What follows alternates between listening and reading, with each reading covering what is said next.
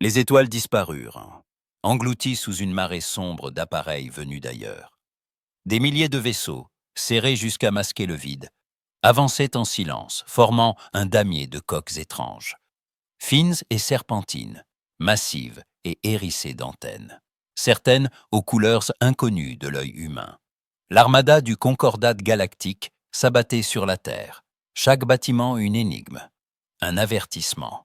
Dans le ventre du Defender, navire amiral de l'Union, la tension était palpable.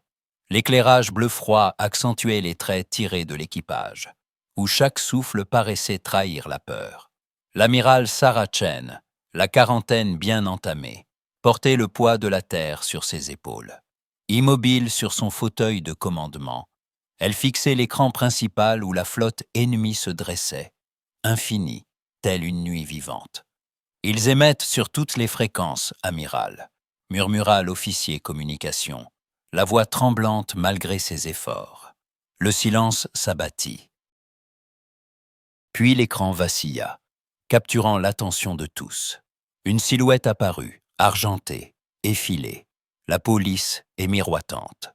4 yeux, disposés en losange, examinaient la passerelle avec une froideur inhumaine. C'était l'ambassadeur Krélix, émissaire du Concordat. « Humain de la Terre », déclara-t-il. Sa voix métallique, parfaite, glacée. « Vous avez violé le traité de Zar 9. Vos colonies militaires dans les zones interdites sont un acte de guerre. Le Concordat exige votre reddition immédiate et totale. » Les mots ricochèrent dans la salle. Sarah Chen comprit, d'un seul coup d'œil, vers ses subordonnés. Les colonies n'étaient que des stations de recherche, mais la nuance n'importait plus. Elle se redressa, maîtrisant sa peur. « Quelles sont vos conditions ?» demanda-t-elle, sa voix aussi solide que l'acier. Krélix ne scia pas. « Vous désarmerez intégralement. Tous vos vaisseaux militaires seront détruits. La Terre acceptera la protection du Concordat. Toute résistance entraînera un bombardement planétaire. » La sentence tomba, empoisonnant l'air. L'équipage, jeune, épuisé, attendait, suspendu à ses lèvres. Chen savait qu'il fallait gagner du temps. « Nous avons besoin de réfléchir, » répondit-elle, parfaitement calme. « Vous avez 1 heure, » trancha Krélix. L'image s'effaça. Sarah Chen sentit le regard de ses officiers sur elle. Le tacticien, visage fermé, murmura d'une voix grave. « Aucune chance, amiral. Même si nous en détruisons 10 pour chaque nôtre, nous perdons. Avec leurs boucliers, au mieux, 1 pour 1. » Elle ferma les yeux 1 seconde, le visage tendu. « Contactez le commandement terrestre. Nous attendons leurs ordres. » Sur Terre, dans la salle de guerre enterrée sous la montagne, la crise éclatait. Les dirigeants du monde, pâles et hagards, s'accusaient, hurlaient, puis s'effondraient dans un silence résigné. La survie imposait la capitulation.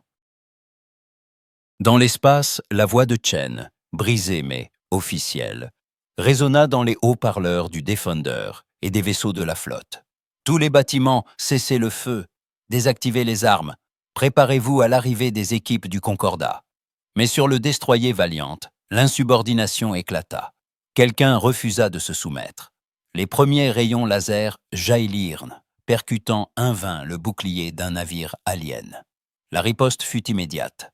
Le Valiant fut pulvérisé, son explosion projetant des débris contre 3 autres vaisseaux humains qui s'embrasèrent à leur tour. « Cessez le feu !» hurla Chen, la voix éraillée de détresse. « Tous les vaisseaux, cessez le feu !» Mais la panique, une fois lancée, était contagieuse. 6 autres bâtiments, pris de panique ou de rage, ouvrirent le feu. Le Concordat répondit avec une force implacable. Les vaisseaux humains explosèrent en silence, leurs moteurs visés avec précision. Aucun réacteur ne fut touché. Les survivants, réduits à l'impuissance, flottaient, témoins muets de la défaite. Le combat dura 3 jours et 3 nuits. Lorsque le silence retomba enfin, 230 vaisseaux humains n'étaient plus que cendres et métal tordu. 70 autres dérivaient, éventrés, vides de tout espoir. Mais la guerre, elle, n'était pas terminée. Et déjà, dans les ténèbres, quelque chose se préparait. Des navettes du Concordat, lisses et silencieuses, fendaient l'atmosphère, leurs carlingues argentées éclatant sous le soleil. Elles atterrirent dans chaque capitale, chaque métropole, chaque cité importante. À Paris, les jardins du Champ de Mars se couvrirent de vaisseaux étranges. À Tokyo, les toits se courbèrent sous l'ombre de cargos venus d'astres inconnus. À New York, les navettes s'alignèrent au pied du vieux pont de Brooklyn, un ballet implacable. Partout, leurs rampes s'abaissèrent dans un souffle métallique. Des soldats du Concordat, hauts, cuirassés d'armures luisantes, armes au poing, descendirent lentement. Ils avançaient par rangées, leurs pas parfaitement synchronisés. Aucun cri, aucun tir, pas un seul jet de pierre. La bataille était morte là-haut, dans le vide, et la terre, déjà résignée, accueillait l'occupation dans un silence sidéré. Les foules se massaient, derrière les cordons de sécurité. Les regards fuyants, la peur en bandoulière. Au palais présidentiel, la lumière du matin filtrait à travers les vitres blindées, glaciales. Marcus Hall, le président, avait le visage gris, les traits tirés. Ses mains tremblaient en tenant le stylo officiel. Devant lui, un document épais comme une Bible. 300 pages d'articles, de clauses, de renoncements, chaque ligne filmée, chaque mot retransmis en direct sur tous les écrans du globe. Derrière lui, des généraux sans galon, des diplomates vidés, des membres du Conseil, impuissants. Il lut d'une voix brisée. « La Terre accepte la protection du Concordat galactique. Nous reconnaissons nos violations. Nous nous soumettons à l'autorité du Concordat. » Le dernier mot s'étouffa dans sa gorge.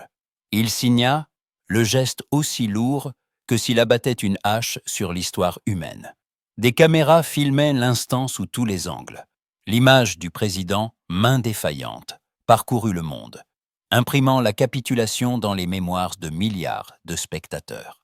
Partout, la reddition se matérialisa. Des convois militaires interminables serpentèrent de vers les montagnes. Des chars, des chasseurs, des missiles furent empilés sur des bûchers de fortune. Les flammes jaillirent, engloutissant l'acier, projetant des lueurs visibles depuis l'orbite basse. Des bases entières, jadis forteresses, furent vidées de leurs armes, réinvesties par les troupes du Concordat.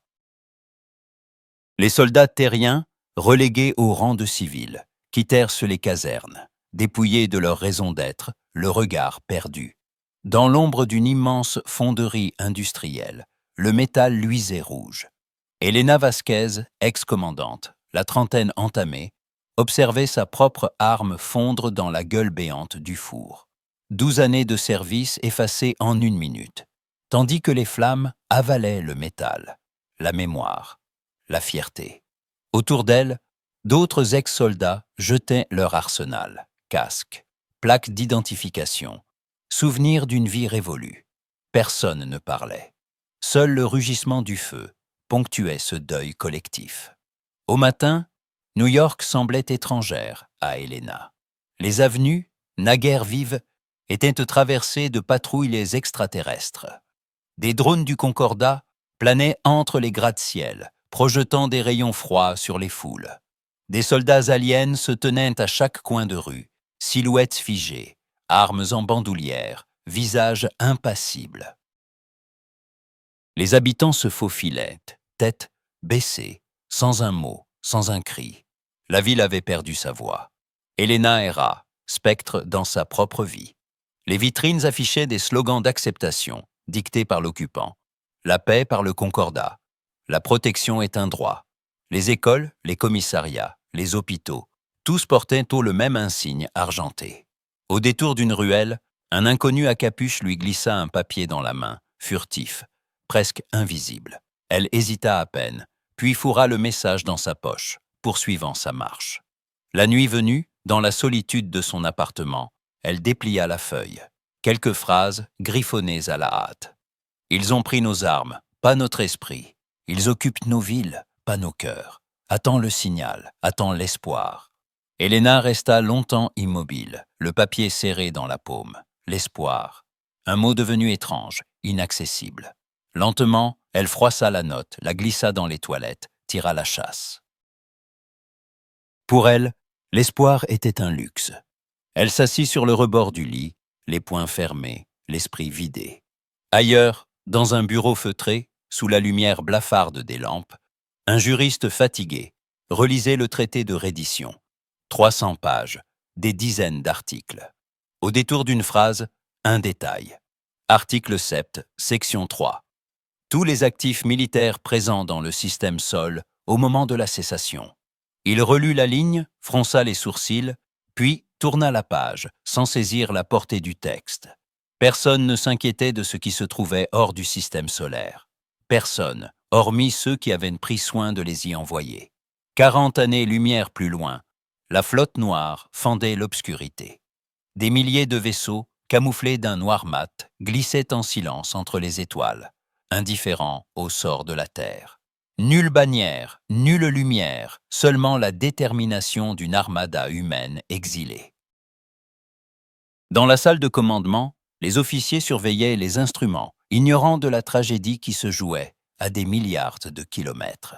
Un signal d'alerte, faible mais persistant, filait à travers le vide. Son message encodé filtrait lentement jusqu'à eux. Bientôt, la galaxie saurait. On peut forcer les humains à capituler, mais jamais on n'éteindra leur mémoire, leur colère, ni leur dessein. À cet instant, alors que la nuit tombait sur les villes occupées, un frisson d'incertitude parcourut ceux qui, malgré tout, levaient encore les yeux vers le ciel. Une question sans réponse, une promesse silencieuse, suspendue entre deux battements de cœur. Le soleil blafard filtrait à travers le dôme de verre du complexe industriel Sept, projetant des reflets acérés sur les rangées d'ouvriers. Elena Vasquez, ancienne commandante, n'était plus qu'un numéro sur un badge, un visage blême dans la foule disciplinée. Autour d'elle, des silhouettes humaines et manipulaient sans mot dire les modules technologiques du Concordat. Panneaux prismatiques, circuits vivants, coques translucides. Les contremaîtres extraterrestres patrouillaient entre les lignes. Hauts, inexpressifs, casques scellés, armes à la hanche. Un simple geste de travers suffisait à déclencher la sanction. Parfois, un bip retentissait. Pause toilette, exactement 7 minutes, pas une de plus. Les regards se croisaient à la dérobée, vite détournés. Parler était interdit. Rire n'existait plus. La ville, reconstruite selon les plans du Concordat, s'étendait en blocs géométriques, acier poli et lumières froides. Les anciennes rues, les marchés, les parcs, tout avait disparu sous cette organisation glaciale. L'efficacité primait. La vie était devenue une succession de routines contrôlées, surveillées, étouffantes. Elena avançait, chaque jour, dans cette prison déguisée en cité. Ce soir-là, elle gravit les escaliers de son immeuble, le souffle court. L'ascenseur, condamné au nom de la conservation énergétique, n'était qu'un vestige de l'ancien monde. Elle traversa le couloir, glissa la carte d'accès dans la serrure. Quand la porte s'ouvrit, elle sentit une présence. Un homme l'attendait, assis dans l'ombre de son salon. Cheveux blancs, visage marqué de cicatrices, il se redressa lentement. « Qui êtes-vous » lança Elena sur la défensive. « Quelqu'un qui se souvient de la commandante Vasquez. Bataille de Mars, je suis avec la résistance. » Elena éclata d'un rire amer. « Il n'y a pas de résistance, répondit-elle, la voix lasse. Pas ici, pas ailleurs. » L'homme esquissa un sourire triste. « Il existe des dizaines de cellules. Nous avons travaillé, cachés, pendant 5 ans. Mais aujourd'hui, nous avons besoin de vous. » Il sortit un petit appareil de sa veste, l'activa d'un geste expert. Un hologramme jaillit. Une flotte immense, vaisseau d'un noir absolu, dérivant dans le vide intersidéral. « Ils sont réels, » murmura-t-il, presque vénérant. « La flotte noire. Ils ont survécu là-bas, tout ce temps. » Elena secoua la tête incrédule. « Impossible. Tous nos vaisseaux ont été détruits. » L'homme leva la main, patient. « Pas tous. Avant l'arrivée du Concordat, la Terre a lancé l'initiative Exode. Des vaisseaux génération, des soldats, des ingénieurs. Une assurance au cas où nous perdrions tout. » Il projeta une seconde image. Un homme, regard dur, uniforme impeccable, posait devant le drapeau de la flotte humaine. Sur l'hologramme, un nom s'inscrivait. Amiral James Chen, commandant flotte Exode 7. Le petit-fils de Sarah Chen, précisa l'homme. Il y a 5 ans, notre signal de détresse leur est parvenu. Leur réponse nous est parvenue il y a 3 mois, codée dans le bruit des pulsars. Le Concordat n'a rien détecté, mais nous, si. Il fit défiler le message décodé. Nous avons reçu l'appel de la Terre. Nous rentrons. Tenez bon. Helena sentit son cœur s'arrêter. Elle murmura, presque sans voix. Ils reviennent. Oui, confirma l'homme. Et quand ils arriveront, chaque cellule devra être prête. Il faudra paralyser les communications du Concordat, saboter leur défense, leur donner une chance. Un silence lourd s'abattit. Qu'attendez-vous de moi ? Demanda Helena, luttant contre l'émotion. L'homme la fixa, grave. Commandez. Les cellules de ce secteur ont besoin d'un chef, d'un symbole. Un instant, Helena se revit sur la passerelle d'un croiseur, des années plus tôt, donnant des ordres, ses soldats à ses côtés. Elle chassa l'image. « Pourquoi moi ?» souffla-t-elle. « Je ne suis plus personne. »« Vous êtes celle qu'ils suivront, » répondit-il doucement. « Nous n'avons pas besoin d'un mythe, mais d'une vraie chef. » Le silence s'étira. Helena hocha la tête, lentement. « D'accord, je suis avec vous. » Cette nuit-là, le sommeil ne vint pas. Helena resta allongée, les yeux rivés au plafond, le souffle court. Les souvenirs défilaient. La guerre, la défaite, la honte, et maintenant cette lueur d'espoir, si fragile qu'elle en devenait douloureuse. À l'autre bout de la ville, dans une tour de verre, l'ambassadeur Krélix scrutait des rapports sur son terminal. Les courbes de rendement, les statistiques de soumission, tout semblait prouver la réussite de l'occupation. Pourtant, un détail le troublait. Une anomalie minuscule, détectée par les capteurs du Concordat dans l'extrémité du système solaire. Un signal faible, presque indistinct. Il demanda une analyse approfondie, mais la réponse resta floue. Krélix sentit une pointe d'inquiétude, rare chez son espèce. Il enregistra une note. Surveiller l'anomalie. Priorité élevée. Puis il fixa la nuit artificielle par la fenêtre, incapable de chasser ce malaise persistant. Dans l'obscurité, Helena se redressa, inspirant profondément. Il y avait une tension nouvelle dans l'air, un souffle à la fois glacé et porteur de promesses. Au dehors, la ville semblait figée, mais sous la surface, les rouages se remettaient lentement en marche. Les chaînes n'étaient peut-être pas aussi solides qu'elles le paraissaient. Un clignotement pâle fendait l'obscurité du nuage de Kuiper, loin derrière Neptune, là où la lumière du soleil n'était plus qu'un souffle. Suspendue dans le silence cosmique, une balise humaine, couverte de givre et de micrométéorites, battait le vide d'impulsions méthodiques. Son boîtier était ancien, la peinture écaillée, mais ses entrailles vibraient toujours du même message, répétitif, obsessionnel. Une patrouille du Concordat approcha, ses coques d'aluminium irisé déployant des voiles de détection. 3 vaisseaux, identiques, glissèrent autour de la balise, projecteurs braqués, instruments affûtés. Le capitaine, silhouette longiligne en armure céramique, fixait l'écran central où s'affichaient les relevés. « Qu'est-ce que cet engin transmet ?» demanda-t-il, sa voix tranchante perçant le calme du poste de commandement. Le tacticien, yeux multiples, parcourut les flux de données. « Des coordonnées, capitaine. » Elle pointe loin, vers l'extérieur, hors du système solaire.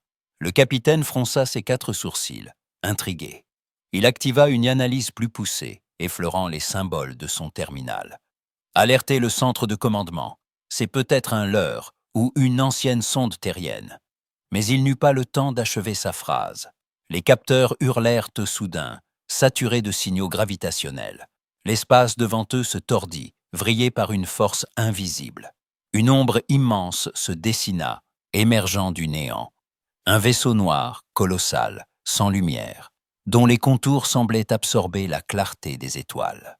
Puis un second apparut, encore plus vaste, suivi d'une procession silencieuse. Le capitaine du Concordat sentit la peur s'infiltrer dans ses circuits. Qu'est-ce que... « Capitaine, plusieurs signatures de masse, magnitude extrême. Ils... ils sont partout!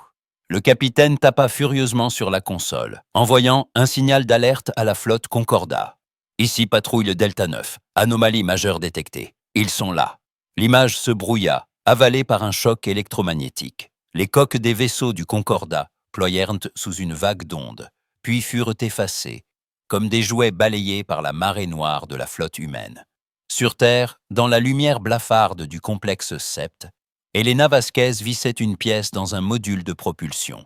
Ses mains étaient noircies par le graphite, ses yeux fatigués par la routine. Les contremaîtres aliens patrouillaient, implacables, surveillant chaque geste. Un court-circuit soudain fit vibrer sa puce de communication. Un signal crypté, glissé dans le flux de maintenance, traversa son champ auditif. L'annonce est tombée. La flotte revient. Ses doigts s'immobilisèrent.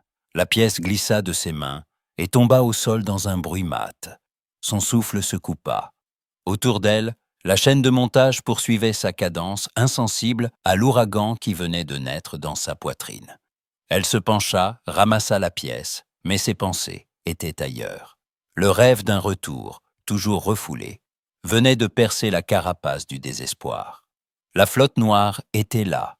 Les exilés, les oubliés, les héritiers de la Terre, tous ceux dont elle avait pleuré la perte, approchaient de la frontière du système solaire. À l'autre bout du complexe, un autre ouvrier reçut le même message, puis un autre. En quelques secondes, des centaines de résistants dissimulés dans les usines, les centrales, les fermes verticales ou les réseaux de transport virent s'afficher sur leurs implants la séquence de mots tant attendue. La flotte revient. Partout sur la planète, la nouvelle se propagea comme une onde de choc. Dans les souterrains de Paris, un ancien ingénieur militaire, qui dirigeait la cellule du métro, sentit sa gorge se serrer en lisant le message. Il rangea sa clé à molette, se tourna vers ses compagnons. « C'est l'heure », murmura-t-il. « Préparez tout. » À São Paulo, dans un hôpital clandestin, une chirurgienne tatouée échangea un regard entendu avec le chef de la sécurité. À Johannesburg, sur un toit, un adolescent aux cheveux ras sourit, les yeux brillants de larmes contenues. À Moscou, dans les ruines d'une cathédrale reconvertie en centre logistique, une vieille femme tapota un code sur un clavier dissimulé sous l'autel. La flotte noire. Ils l'avaient tous rêvé, fantasmé, imaginé 100 fois anéantie. Or, elle était réelle, et elle franchissait à cet instant la lisière du système solaire, guidée par la vieille balise humaine et la promesse tenue à travers 5 années de silence. Dans les salles de contrôle du Concordat, sur la Lune et sur Terre, des alarmes se déclenchèrent en rafale. Les superviseurs aliens, débordés, recevaient des rapports incohérents, perte de contact, interférences massives, signaux inconnus détectés dans le nuage de Kuiper. Les analystes ne comprenaient pas. Les courbes de probabilité s'effondraient, les modèles prédictifs vacillaient. Sur Terre, l'ambassadeur Krelix reçut la première alerte à l'aube. Il parcourut les rapports, les yeux écarquillés d'incrédulité. L'intelligence artificielle du Concordat confirmait. Intrusion massive, origine humaine, signature énergétique non conforme aux standards terrestres. Il convoqua ses officiers. « Ce n'est pas possible, siffla-t-il. Ils ont été détruits. » Mais les faits étaient implacables. Les données de masse, les enregistrements visuels, tout converguait. Une flotte humaine, immense, surgissait du néant interstellaire. Dans le complexe Sept, Elena sentit la sueur couler dans son dos. Elle croisa le regard d'un collègue, un ancien caporal, aujourd'hui ouvrier. Un imperceptible hochement de tête scella l'alliance. La résistance, tapie dans l'ombre depuis 5 longues années, venait de recevoir son signal. Le plan, répété des centaines de fois, allait enfin s'enclencher. La chaîne de montage ralentit, des micropannes savamment orchestrées perturbant le rythme. Dans l'aile de maintenance, un technicien fit sauter discrètement un relais de communication. À la cantine, un cuisinier détourna la surveillance des caméras, le temps d'échanger une clé codée avec une autre cellule. La rumeur, sous la surface, était un torrent. Dans les quartiers pauvres, les enfants chuchotaient, yeux écarquillés. Ils reviennent, tu sais, les vaisseaux noirs. Les anciens soldats reprenaient des gestes oubliés, vérifiant d'antiques explosifs, nettoyant des armes cachées sous les dalles, testant des réseaux d'interférence. À la périphérie de la ville, Marcus, le contact d'Helena, reçut lui aussi la transmission. Il consulta son terminal, lut la phrase, puis ferma les yeux, la mâchoire crispée.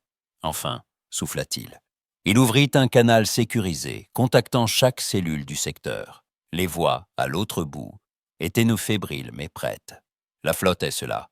On attend votre signal, Marcus. Il jeta un regard à l'horizon, là où l'aube perçait à peine le voile métallique du ciel. L'attente était terminée. Dans la salle de contrôle orbitale, les superviseurs aliens s'agitaient autour des hologrammes. Les signatures des vaisseaux humains se multipliaient, chaque nouvelle apparition pulvérisant l'arrogance du Concordat. Les officiers tentaient de mobiliser la flotte locale, mais les systèmes de communication rencontraient des interférences inouïes. Les signaux de détresse étaient brouillés. Les réseaux de surveillance s'effondraient un à un. Le capitaine de la patrouille du nuage de Keeper avait eu raison, ils étaient là. Et leur présence monumentale, irréversible, brisait l'équilibre factice de l'occupation. Helena, dans l'usine, sentit son cœur battre à toute allure. Elle s'autorisa à fermer les yeux une seconde, à laisser la peur et l'espoir s'enlacer dans sa poitrine.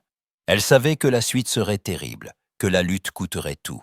Mais, pour la première fois en 5 ans, elle se sentit vivante.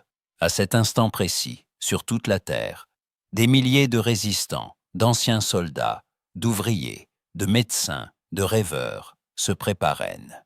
Chacun attendait le signal, la brèche, l'instant où la flotte noire forcerait les portes du monde asservies. Et loin au-dessus de la planète, les vaisseaux noirs avançaient, silencieux, implacables, porteurs d'une promesse que plus rien ni personne ne pourrait effacer. Car ce soir-là, la peur changea de camp. Dans la pénombre bleutée du centre de commandement du Concordat, l'ambassadeur Krelix fixait l'écran principal, les muscles de son visage argenté contractés par une tension inédite. La dernière transmission du nuage de Keeper venait de s'éteindre dans une gerbe de parasites. Sur l'holo-affichage, un vaisseau noir, gigantesque, hérissé d'armes, dominait le vide. Derrière lui, la nuit semblait s'être épaissie, avalant les étoiles. Le tacticien, habituellement imperturbable, était blême. Il scrutait les capteurs, les doigts tremblants sur les commandes. Les capteurs détectent des distorsions gravitationnelles majeures, bredouilla-t-il. Des milliers de signatures, toutes en émergence rapide. Nous sommes submergés. Un frisson parcourut la salle. Krelix se pencha en avant, les 4 yeux écarquillés. L'écran central se couvrit de points rouges, une marée qui déferlait, inarrêtable. 4000 vaisseaux de la flotte noire, tous orientés vers la Terre, tous porteurs d'une promesse de feu. Pour la première fois, la peur brilla dans la voix de Krelix. Au poste de combat, préparez-vous à engager. Code rouge sur toute la ligne. Sur la passerelle du vaisseau amiral indomitable, l'amiral James Chen se tenait droit, silhouette d'acier sous l'uniforme noir de la flotte. Il n'avait jamais vu la Terre, mais il la portait en lui depuis l'enfance, dans chaque rêve, chaque ordre, chaque sacrifice. Autour de lui, officiers et techniciens veillaient en silence, tous rivés sur la couronne bleue et blanche qui flottait, minuscule, au centre des écrans. Chen avança d'un pas. Sa voix résonna, solennelle, portée par les ondes à travers les cieux et jusqu'aux entrailles de la planète. Peuple de la Terre, ici l'amiral James Chen. Nous avons reçu votre appel. Nous rentrons chez nous. Force du Concordat. Partez maintenant ou soyez évincés. Le message s'infiltra partout. Dans les usines, les quartiers, les souterrains, les voix humaines se figèrent. Depuis 5 années, seuls les ordres froids du Concordat résonnaient dans les haut-parleurs. Aujourd'hui, une voix humaine, ferme, invincible, déchirait le silence. Dans le complexe sept, Helena sentit le monde chavirer. Marcus, le regard brûlant, lui glissa un petit boîtier dans la paume. Un détonateur, simple, lourde histoire. C'est le moment, Helena. Dans son esprit défilèrent les images des années de peur, des réunions clandestines, des explosifs cachés dans les centrales, les relais de communication, les stations de distribution. 5 années de colère, de deuil, de patience, ses doigts pressèrent sur le bouton. Au même instant, dans des centaines de villes, les infrastructures du Concordat vibrèrent, puis explosèrent. Des centrales électriques, des pylônes de transmission, des nœuds de communication, des relais orbitaux. Tout s'effondra sous les vagues de détonations synchronisées. Les lumières vacillèrent, les écrans s'éteignirent, les alarmes hurlèrent. La planète bascula dans le chaos. Les superviseurs, aliens, pris de court, tentèrent de regagner le contrôle. Mais la résistance, libérée, se rua dans la brèche. Dans l'usine, les contremaîtres du Concordat dégainèrent leurs armes, tirant sur les humains qui tentaient de fuir. Mais la peur avait changé de camp. Helena se jeta sur un alien, assommant son casque avec une barre de métal. Marcus et d'autres suivirent, utilisant tout ce qu'ils trouvaient, outils, pièces mécaniques, chariots élévateurs. Les tirs faisaient tomber des hommes, mais chaque chute galvanisait ceux qui restaient debout. Les humains mouraient, mais d'autres surgissaient. Bientôt, les superviseurs furent submergés par le nombre, désarmés, piégés dans leur propre bastion. Les cris, la fureur, la poussière, la chaleur des machines en surchauffe, tout se mêlait dans une transe de révolte. Dehors, la ville était secouée par les détonations. Les tours de communication s'effondraient, les artères de données se vidaient. Dans les rues, la population envahissait les points névralgiques, repoussant les patrouilles du Concordat à coups de pierre, de barres, de rage pure. Les réseaux de surveillance se brouillaient, les drones tombaient du ciel. Sur tous les continents, la même scène se jouait. Le chaos, la peur, la détermination. Les forces d'occupation tentaient de répliquer, mais leurs ordres se perdaient dans les interférences. Leur puissance, autrefois absolue, semblait soudain dérisoire face à la marée humaine. Dans la chaleur suffocante de l'usine, Helena sentit son bras saigner, mais elle continuait, frappant, hurlant, guidant. À ses côtés, Marcus couvrait les arrières, rassemblant les survivants, coordonnant la riposte. Les haut-parleurs, saturés de parasites, laissèrent enfin filtrer la voix de Chen, encore et encore. « Nous rentrons chez nous. Résistez. » Tenez bon. Une nouvelle ère venait de s'ouvrir. Incertaine, violente, mais irréversible. Dans l'obscurité, au cœur du tumulte, l'espoir recommença à respirer. Dans ce tumulte, chaque goutte de sang versée, chaque cri, chaque geste comptait. Et quelque part, au-delà des flammes et de la peur, le futur attendait que quelqu'un ose le saisir. Dans l'ombre du globe terrestre, l'espace tremblait sous la violence d'une bataille comme la galaxie n'en avait jamais connue. La flotte noire, surgie des ténèbres interstellaires, s'abattait sur la flotte du Concordat en une pluie de manœuvres fulgurantes. Les vaisseaux du Concordat, bardés de champs de force bleus électriques, formaient une muraille ordonnée. Mais face à eux, les croiseurs humains frappaient, puis disparaissaient aussitôt, surgissant des traînées de poussière d'astéroïdes, changeant d'axe à chaque salve, multipliant les leurres et les embuscades. Dans la passerelle de l'Indomitable, cœur battant de la flotte noire, l'amiral James Chen commandait sans relâche. Les écrans holographiques affichaient un chaos maîtrisé. Trajectoires croisées, explosions silencieuses, silhouettes noires glissant entre les blocs ennemis. Les ordres fusaient, précis, rapides, portés par une voix qui n'avait jamais connu la Terre, mais portait en elle la mémoire de toute une humanité. « Croiseur ennemi à 270 », annonça le tacticien, le regard fixé sur ses instruments. Ses armes se chargent. Chen jaugea la situation d'un coup d'œil. Sur les holocartes, la position de chaque vaisseau, chaque champ de mine, chaque trouée dans les défenses du Concordat était calculée, anticipée. « N'engagez pas de front », ordonna-t-il. Delta Wing, frappez depuis le dessous. Gamma, attendez la rotation des boucliers, puis toucher les propulseurs.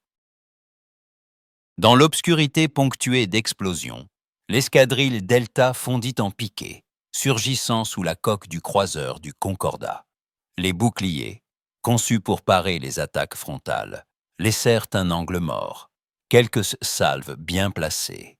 Le champ vacilla, le croiseur chancela. L'escadrille Gamma profita de la faille, tira une volée de torpilles magnétiques. La coque ennemie se déchira dans un éclair blanc. Un souffle de plasma emporta le vaisseau dans le néant. Chen ne laissa paraître aucune émotion. Il observa le point rouge disparaître de l'écran. Le premier d'une longue liste, murmura-t-il. La bataille s'intensifia. La flotte noire, inférieure en nombre mais supérieure en audace, multipliait les coups d'éclat. Les vaisseaux du Concordat, conçus pour la domination totale, se retrouvaient isolés, harcelés, privés de leur ravitaillement. Les lignes de communication, prises en tenaille, tombaient l'une après l'autre. Chaque heure, de nouveaux vaisseaux humains arrivaient. Cargos transformés en navires de guerre. Stations minières bardées de canons improvisés. Laboratoires scientifiques équipés d'armes expérimentales. Les communications du Concordat devinrent confuses, saturées d'appels à l'aide. Des escadrons se retrouvaient soudain coupés du reste de la flotte, piégés dans des champs de débris, pourchassés par des chasseurs plus rapides, plus téméraires. L'avantage technologique du Concordat s'effritait sous la ruse et la fureur de la flotte noire. Au sol, la terre brûlait. Dans les rues, ils éventraient de la mégalopole. Elena Vasquez menait la charge. Sa main serrait le canon froid d'un fusil alien, arraché à un superviseur du Concordat. Autour d'elle, des résistants, jeunes et vieux, certains en uniforme déchiré, d'autres en haillons, progressaient d'abri en abri, profitant de chaque explosion, de chaque panique. La ville était un champ de ruines et de flammes. Les vaisseaux de débarquement aliens, autrefois symboles de terreur, étaient là maintenant la cible de tous les regards. Un transporteur tenta de décoller, hurlant dans le ciel gris. Elena épaula un lanceur volé, visa, tira. Le projectile frappa la coque, une gerbe de feu éclata. Le vaisseau s'écrasa sur une avenue déjà dévastée. Des tirs résonnaient de partout. Les soldats du Concordat battaient en retraite, cherchant à regagner les zones fortifiées. Mais la résistance, galvanisée par l'annonce de Chen, refusait de céder un pouce de terrain. « Ne les laissez pas se regrouper !» cria Elena, la voix rauque. « On doit garder la pression. » Dans l'ombre d'un bâtiment effondré, Marcus, le visage ensanglanté mais le regard étincelant, surgit, haletant. « Les rapports affluent, Elena !» s'exclama-t-il. « Partout, la résistance avance, il tombe dans toutes les villes. » Elle hocha la tête, un sourire sauvage déformant ses traits salis. « Ils n'oseront pas nous bombarder, » répondit-elle. « S'ils le font, ils prouvent que la flotte noire a raison de venir. Et ce sera leur perte. » Dans la confusion, des civils s'armaient à leur tour, se joignant à la lutte. Les barricades poussaient à chaque croisement. Les drapeaux humains réapparaissaient, griffonnés sur des draps, brandis comme des trophées. Les drones du Concordat, privés de relais, tombaient les uns après les autres, parfois happés par des filets, parfois pulvérisés par des armes improvisées. Au-dessus de la planète, la guerre atteignait un paroxysme. La flotte noire poursuivait son siège, harcelant les vaisseaux ennemis, coupant les couloirs logistiques, isolant chaque croiseur adverse pour mieux l'achever. Les demandes d'ordre de bombardement orbital affluaient vers le centre de commandement du Concordat, mais la réponse resta la même. Refus catégorique. L'image publique du Concordat, déjà fragilisée par l'insurrection, ne survivrait pas à une extermination de masse. Dans la salle de commandement du Concordat, Krelix fulminait. Les écrans affichaient l'étendue du désastre, des pertes croissantes, des lignes de ravitaillement coupées, des demandes de renforts ignorées. Ils comprenaient, avec une amertume glaciale, que leur supériorité technologique ne servait à rien face à la détermination d'un peuple relevé, guidé par la promesse du retour. Sur la passerelle de l'indomitable, Chen observait la progression humaine. Chaque victoire était chèrement acquise, chaque perte douloureuse. Mais la dynamique avait changé. La peur, autrefois ancrée dans chaque cœur humain, rongeait désormais les rangs du Concordat. Nouvelle vague de renforts, amiral, annonça un officier. Des cargos de la ceinture d'astéroïdes, 2 anciens vaisseaux de recherche. Ils demandent des instructions. Chen répondit sans hésiter. Qu'ils coupent la retraite des croiseurs sur le flanc ouest. Envoyez le signal à toutes les unités. Priorité aux lignes de ravitaillement ennemies. Nous devons les isoler, puis frapper. Les ordres circulaient, portés de poste en poste, relayés par des codes anciens et de nouveaux alliés. Les vaisseaux humains s'adaptaient, improvisaient, détournaient les armes ennemies, repoussaient les limites de leur propre coque. Au sol, la résistance imitait la flotte noire. Attaques éclairs, diversions, embuscades dans les ruines. Dans les rues, Helena et ses compagnons avançaient, maintenant armés d'armes aliens récupérées. Chaque patrouille du Concordat qui tombait, chaque point stratégique repris, galvanisait la population. Les messages de victoire circulaient, portés par les radios clandestines, les cris dans les quartiers, les signaux lumineux sur les toits. « Les lignes sont à nous !» cria un jeune résistant, s'écroulant près d'Helena, les yeux brillants de larmes et de sueur. Ils reculent partout, mais la victoire ne se jouait pas sans douleur. Pour chaque pas gagné, des femmes et des hommes tombaient. Les hurlements, les débris, la poussière formaient la nouvelle symphonie de la libération. Pourtant, l'énergie ne faiblissait pas. Les nouveaux venus ramassaient les armes, prenaient la relève, portés par la voix de Chen qui répétait inlassablement « Nous rentrons chez nous, tenez bon, la Terre ne sera plus jamais soumise ». Dans l'orbite basse, les croiseurs du Concordat, encerclés, commençaient à exploser, un à un. Les débris formaient des anneaux incandescents, illuminant la nuit terrestre. Les survivants tentaient de fuir, mais les corridors de fuite étaient déjà verrouillés. Les vaisseaux humains, portés par l'élan de la révolte, les traquaient sans relâche. À la surface, la population, autrefois courbée, redressait la tête. L'odeur de la fumée, du sang, du métal brûlé se mêlait à celle, plus discrète mais tenace, de l'espoir. Sur les places, dans les écoles, dans les hôpitaux de fortune, chacun suivait les nouvelles, guettant le moment où le dernier vaisseau ennemi s'éteindrait. Dans la salle de commandement du Concordat, Krelix sentit la défaite approcher, implacable. Les rapports étaient clairs. La flotte noire maîtrisait désormais l'orbite. La résistance humaine dévorait les positions au sol. Plus aucune illusion de contrôle n'était possible. Le siège se resserrait. Les derniers ordres furent donnés dans la confusion, la peur, la rage. Mais rien n'y fit. La marée humaine, portée par 5 années de souffrance et d'attente, ne reculerait plus jamais. La bataille pour la Terre entrait dans sa phase décisive. Et dans le tumulte, au cœur des flammes, quelque chose d'irréversible venait d'être enclenché.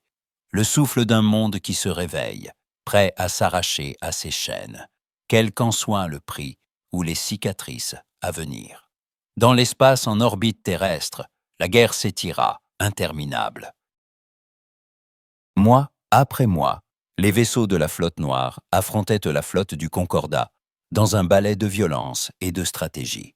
Ce n'était plus une bataille, mais un siège, une campagne d'usure où chaque jour grignotait un peu plus l'arrogance du Concordat. Les humains avaient coupé la planète du reste de la galaxie. Les renforts ennemis étaient à des semaines de là. Les routes hyperspatiales minées, brouillées, surveillées. Pour la première fois, la Terre était isolée, mais non plus vulnérable. À chaque cycle, la flotte noire frappait là où on l'attendait le moins. Les croiseurs noirs surgissaient entre les anneaux de débris, feintaient une attaque, puis se retiraient avant que les armes du Concordat ne puissent riposter. Ils harcelaient les lignes de ravitaillement, coupaient les communications, s'en prenaient aux vaisseaux isolés. Les tactiques humaines étaient imprévisibles, asymétriques, portées par une rage froide et la mémoire de l'occupation. Dans la passerelle de l'Indomitable, l'amiral James Chen surveillait la progression, les bras croisés dans le dos. Autour de lui, les opérateurs ajustaient les trajectoires, coordonnaient les attaques. Ils fondent leurs forces sur l'intégrité de leur formation, déclara Chen d'une voix posée. Brisez leurs lignes, isolez leurs bâtiments, faites de leurs forces une faiblesse. Les officiers acquiescèrent. Sur les écrans, les schémas tactiques du Concordat apparaissaient. Blocs compacts, manœuvres synchronisées, une discipline rigide. Mais face à eux, la flotte noire s'étirait, se dispersait, frappait à la périphérie, puis s'enfonçait dans le cœur du dispositif adverse, puis disparaissait à nouveau, comme un courant sous-marin imprévisible. Les semaines s'égrenèrent dans la fureur. Les formations du Concordat, soumises à une pression constante, commencèrent à céder.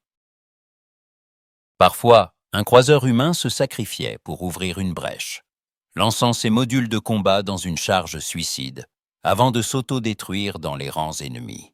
Parfois, un escadron surgissait de l'ombre d'un astéroïde, frappait un vaisseau de commandement, puis se repliait avant que la riposte ne se déclenche. L'usure portait ses fruits. L'organisation du Concordat se fissurait. Ses officiers peinaient à maintenir la cohésion. Dans la salle de commandement du vaisseau amiral du Concordat, l'atmosphère était électrique, saturée de tension. Krélix, les traits tirés, scrutait les holocartes constellées de points rouges qui signalaient les positions ennemies. Autrefois, il aurait jugé la situation impossible. La suprématie du Concordat était censée être absolue. Désormais, tout vacillait. Les alarmes retentirent. L'officier capteur, habituellement stoïque, blêmit. Multiples signatures humaines en approche. Trajectoire de collision, capitaine. Ils foncent sur nous. Krélix sentit une sueur froide couler entre ses omoplates. Sont-ils fous? Ils vont se suicider contre la coque. Mais au dernier moment, les vaisseaux de la flotte noire s'écartèrent, exécutant une manœuvre audacieuse. De leurs soutes jaillirent des essaims de projectiles cinétiques, des ogives sans propulsion, rien que la vitesse pure et la masse. Les boucliers du Concordat, conçus pour dissiper les rayons et les torpilles énergétiques, ne purent tout bloquer.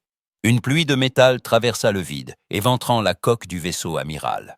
Les lumières vacillèrent, des explosions internes secouèrent la passerelle. Krélix hurla. « Abandonnez le navire, tous aux capsules !»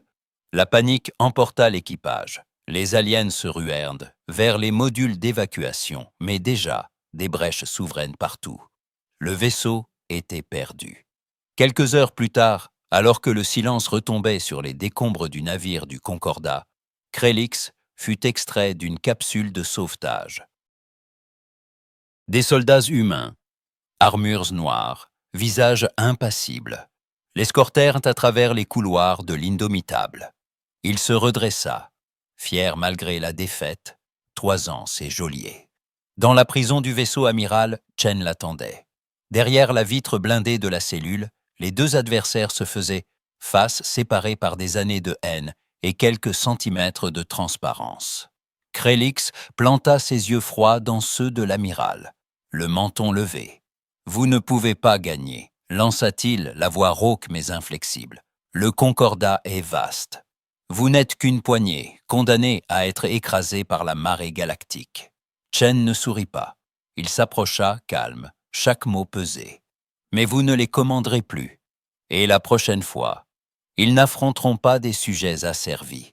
Ils feront face à des humains libres. » Krélix serra les poings, les ongles enfoncés dans la paume.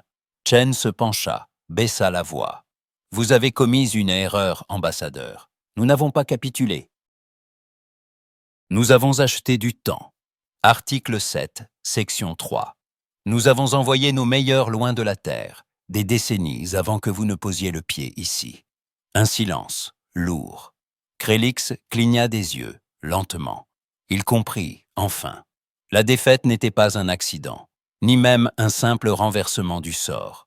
C'était une assurance. Si la Terre tombait, l'humanité survivrait. Et un jour, elle reviendrait.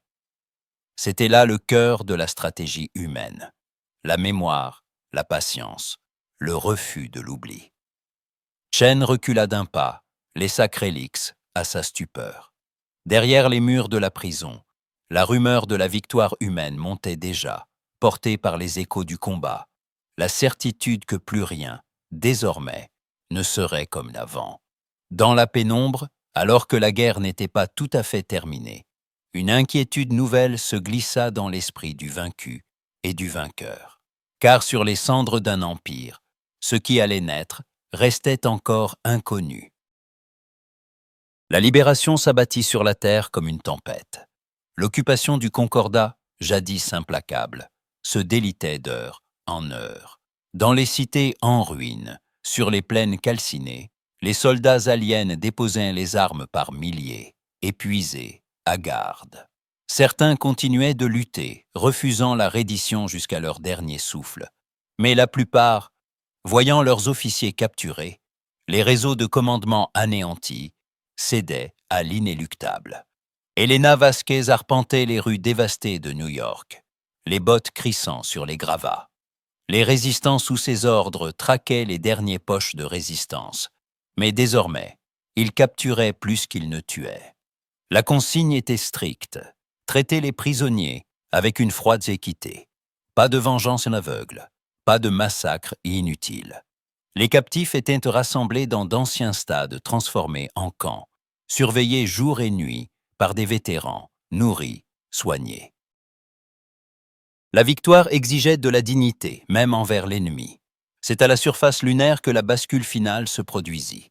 La base Concordat, dernier bastion extraterrestre, dominait les plaines de cendres grises, hérissées de tourelles et de champs de mines. L'attaque fut brutale, calculée. Chen dirigea l'assaut depuis le pont de l'Indomitable.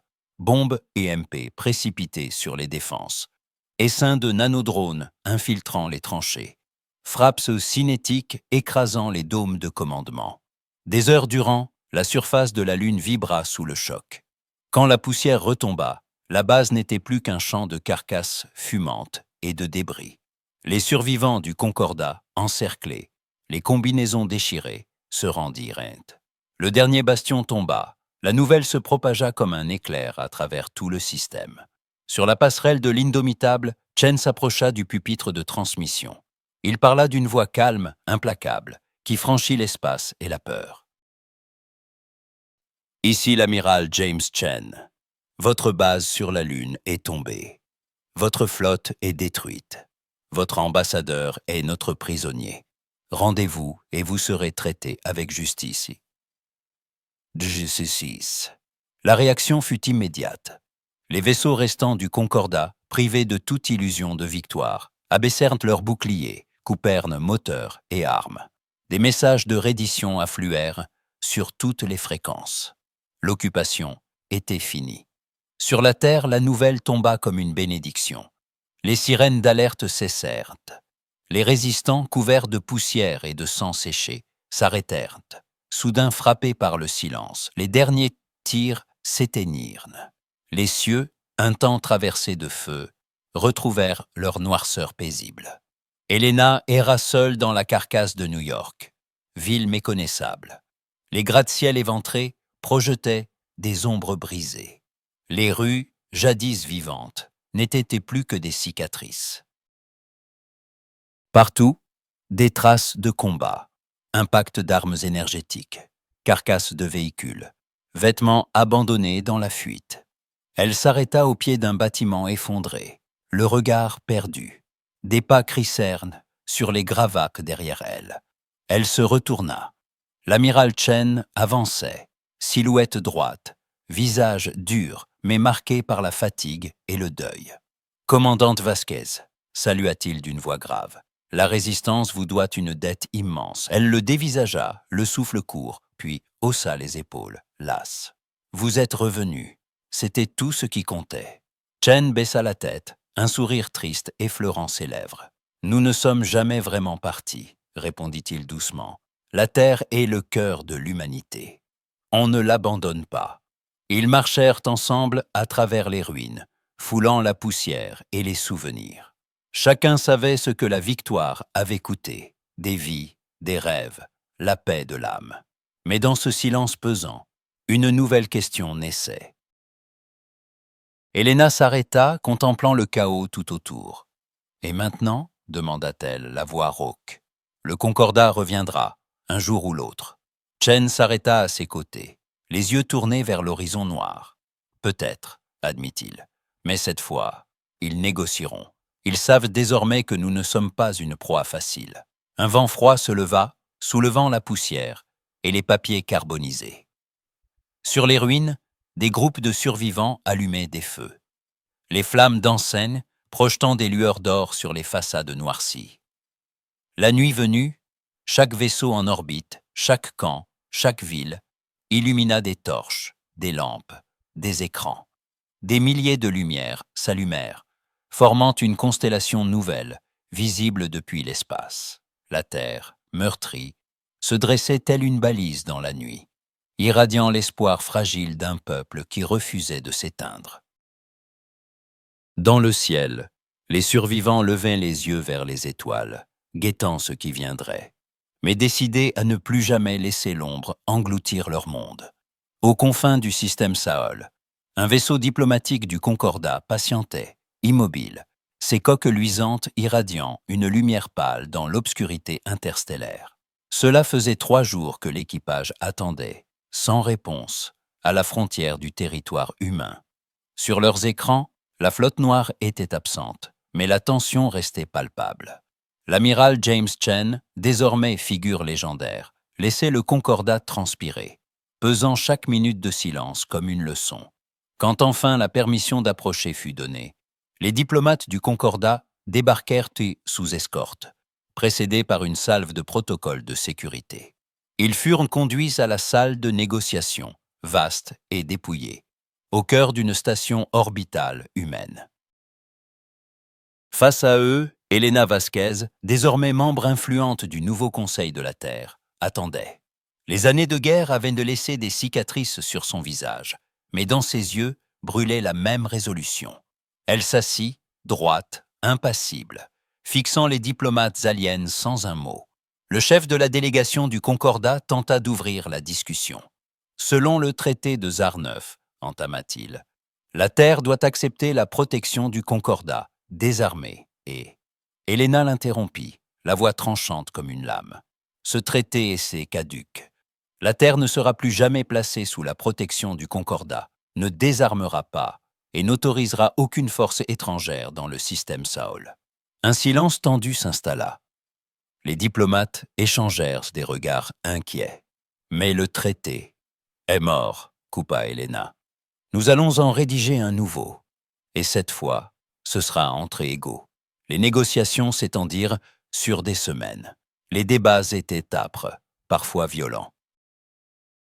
Chaque concession arrachée au Concordat était un combat. La Terre exigeait la souveraineté de toutes ses colonies, le droit de maintenir des forces armées, où bon lui semblait, la reconnaissance de l'égalité entre espèces. Les représentants du Concordat tentaient de sauver la face, mais le rapport de force avait basculé. La défaite, la perte de Luna, la capture de leur ambassadeur, tout pesait dans la balance. Finalement, le traité de Terrara fut signé. La Terre devenait une puissance à part entière. Ses colonies restaient libres. Et plus jamais, une flotte étrangère ne mettrait les pieds dans le système, sans invitation. Ce fut une victoire sans précédent pour l'humanité. Mais elle n'était pas sans conséquences. Dans l'ombre de cette nouvelle ère, la société humaine connaissait ses propres convulsions. Les vétérans de la flotte noire, forgés dans l'exil et la guerre, peinaient à s'intégrer parmi les natifs de la Terre. Les différences culturelles, technologiques et même émotionnelles éclataient au grand jour. Les enfants de la Résistance regardaient avec suspicion ces héros venus d'ailleurs, porteurs de traditions oubliées et de méthodes radicales. Des conflits éclataient, parfois ouverts, souvent larvés. Des groupes s'affrontaient sur la place du progrès, de la mémoire, de la reconstruction. Helena, promue à la médiation, passait ses journées à apaiser, expliquer, écouter. Elle organisait des forums où anciens de la flotte et jeunes terriens échangeaient savoir et récits. Peu à peu, la confiance s'installa, fragile mais réelle. Les technologies de pointe de la flotte noire s'infusaient dans la société. Les traditions se mêlaient. La douleur laissait place à la curiosité, puis à l'amitié. Le monde observait. Bientôt, d'autres espèces jadis soumises par le concordat, comme les Yites aux yeux d'or et à la peau irisée, arrivèrent discrètement, cherchant conseil et inspiration. L'exemple de la Terre résonnait. Les peuples autrefois protégés réclamaient leur indépendance. La réforme du concordat s'amorça sous la pression. Les statuts changèrent. Les partenaires remplacèrent les sujets. L'Empire se transforma à marche forcée. Le protocole Exode devint la nouvelle loi terrienne. Désormais, 10% de l'humanité était toujours en mouvement. Vaisseaux colonies, expéditions lointaines, avant-postes secrets. L'histoire avait prouvé que la survie passait par la dispersion, la vigilance et la préparation. Le temps fila. Un siècle s'écoula. La terre se releva, prospéra. Les cicatrices de l'occupation devinrent des leçons. La flotte noire, une légende. Les enfants de l'exil s'établirent, fondant de nouvelles dynasties, enseignant leur mémoire. Le nom d'Elena Vasquez resta gravé dans les mémoires. Elle mourut à l'âge de 93 ans, entourée de familles venues des quatre coins du système. Ses derniers mots transmis à la postérité. Nous avons plié, mais nous n'avons pas rompu. Nous sommes tombés, mais nous nous sommes relevés. Et nous reviendrons, toujours. L'amiral James Chen, lui, s'éteignit à 107 ans, entouré de ses élèves, transmettant l'essence de leur combat. Nous n'avons jamais cessé de planifier. Nous n'avons jamais cessé d'espérer. Et nous n'avons jamais, jamais abandonné. La flotte noire fut finalement désarmée, ses vaisseaux recyclés, ses héros honorés. Mais son nom survécut, brandi par de nouvelles générations. Des vaisseaux d'Exode, plus grands, plus rapides, sortirent des chantiers secrets, prêts à faire face à tous les imprévus. La leçon était claire, gravée dans l'histoire et la chair. On pouvait défier l'humanité, on pouvait parfois la vaincre, mais elle avait toujours un plan de secours. Et ce plan, invariablement, consistait à revenir, plus forte, plus déterminée, plus imprévisible que jamais. Telle était la véritable promesse de la flotte noire. Telle était la promesse de l'humanité. Jamais nous ne nous rendrons, jamais nous n'abandonnerons. Et toujours, toujours, nous reviendrons,